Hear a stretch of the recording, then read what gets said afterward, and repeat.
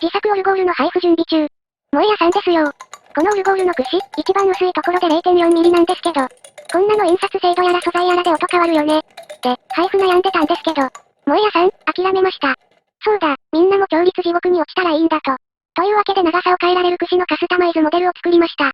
ピンへの当たりの深さ、櫛の厚み、櫛の長さを調節できます。これで、デフォルトではソからレまでの13音ですが、それ以外の音も作ることができます。調律さえすれば、ね。これ作るのにオープンエスケドというのを使いました。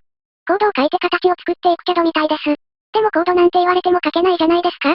なのでそこはさすがに AI に手伝ってもらいました。AI からしたら多分注文だけつける嫌なやつになってたと思う。なぜかフィレットつけるのが一番大変だった。あとは、周波数測定アプリを見ながら、長さを変えるか櫛を削るかを、ただひたすら繰り返すだけだよ。簡単だね。こちらも5月下旬に配布予定、挑戦者もトム、だよ。